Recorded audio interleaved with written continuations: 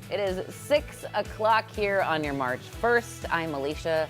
Jason has the morning off. I wanted to call him and wake him up, but we won't do that to him, John, because it's Friday and he deserves a day off. But it's going to be a great weekend. Oh, it's going to be fabulous. Did you just go, I'm Alicia, question mark? Was that like a Ron There Burgundy? was a Ron Burgundy moment. I was like, is that a Ron Burgundy moment? I'm Alicia. Happy Friday, everyone.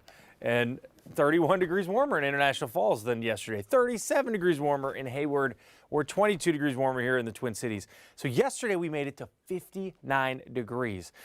You can thank these south winds, but they are cranking this morning. Look at Marshall, a 30-mile-an-hour wind out of the south. So we're at 15, gusting to 25, and it is holding our temperatures very warm. We're at 37. Yesterday we started at 13, warm to 59. I think today we just get to start much warmer, so you really can wear whatever you want today. I mean, I wouldn't wear coats because by the afternoon, I mean, you're not going to need them. If you're going to go light coat, just have a plan, because I think we're even going warmer than this, probably middle 50s to upper 50s. Maybe even 60 when you get outside of the metro. Very warm day today. We'll take a look at your 7-day here in a bit. CC. Thanks, John. Happy Friday, everyone. So roads looking really good this morning. There was a construction project I was tracking over in the St. Louis Park area, Highway 100, but that has cleared up since it hit 6 o'clock. Right now, let's take a live look at 94. This is in St. Paul at Lexington Parkway. We see traffic picking up a little bit this morning, but nothing to slow you down. If you're heading into St. Paul or into Minneapolis on 94, roads looking great. Drive times about 7 to 8 minutes.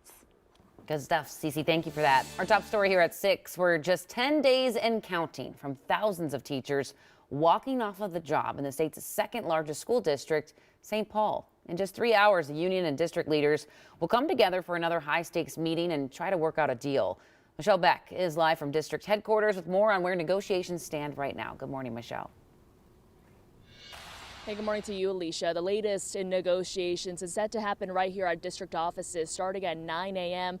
A lot of parents out there, we are expecting to be expectant of that outcome of the meeting. The clock has been ticking since the St. Paul Teachers Union vowed its members will hit the picket lines 2 Mondays from now, but that's only if the union cannot reach an agreement with the district by next week.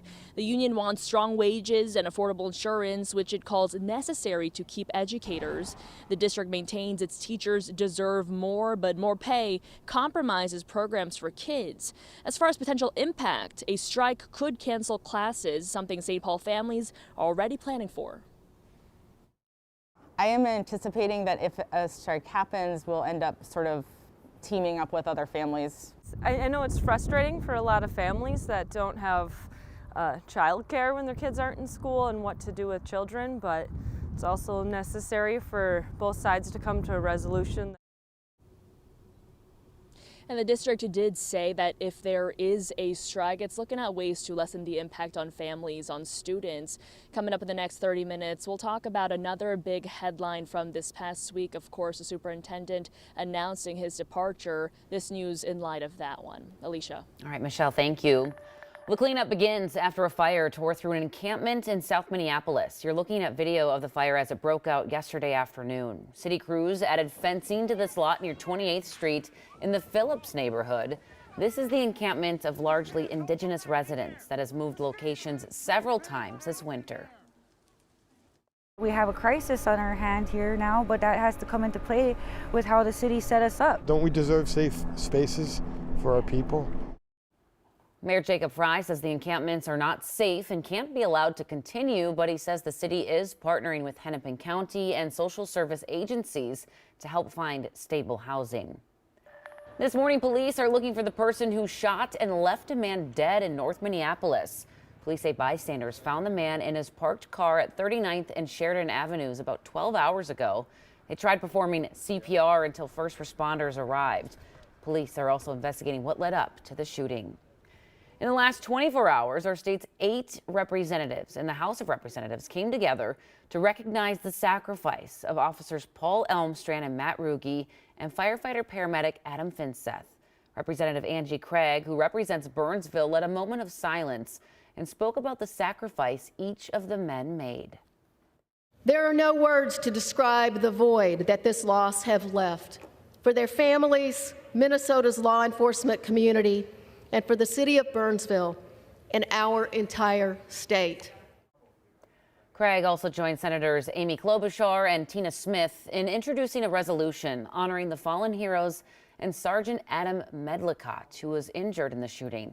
The resolution extended their supports to law enforcement and first responders across Minnesota as well. Moorhead and Fargo are the latest U.S. cities to call for peace in Palestine and Israel. Their mayors issuing a joint statement in the last 9 hours. But a recent attack in Gaza has President Biden walking back his comments about a possible ceasefire by Monday, saying that it's complicated negotiations. Gaza officials say at least 100 people were killed yesterday while waiting for food and waiting for aid. They say Israeli soldiers fired on the crowd as people swarmed to aid trucks rolling in. The incident pushed the death toll in Gaza past the 30,000 mark, according to the Palestinian Health Ministry. Right now, fire crews in Texas are bracing for strong winds today as they're battling the Smokehouse Creek fire, burning more than 1 million acres and counting. It's now bigger than the state of Rhode Island, and it's also the largest wildfire in the state's history. Sadly, 2 people have died, as well as 5,000 cattle. They expect those numbers to rise as they're able to search through the damage. Thousands have had to evacuate, and the Panhandle is dealing with widespread power outages. It was really crazy, a lot of chaos, a lot of trauma, a lot of people displaced, and it was real sad. It's kind of helped us. Take a look at this. Some of the wildfire aftermath was covered with snow. So far, the fire is only 3% contained. Meanwhile, we're tracking an extremely dangerous winter storm that's hitting parts of California right now. It's expected to last through the weekend. This right here, brand new video from the last few hours. We're about to show you snowfall rates expected to reach extreme levels through tomorrow, especially along the Sierra Nevada. Forecasters say they could see 3 to 5 inches an hour. And by the end of this, they could get nearly a foot of snow, making it the state's biggest snowfall of the year. While it will pose a huge threat to travelers, it will also bring a boost for the state's water supply and tourism.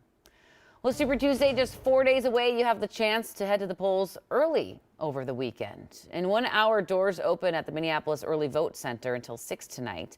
Tomorrow and Sunday, it's open from 9 to 3, and then Monday, the hours are 7 to 5.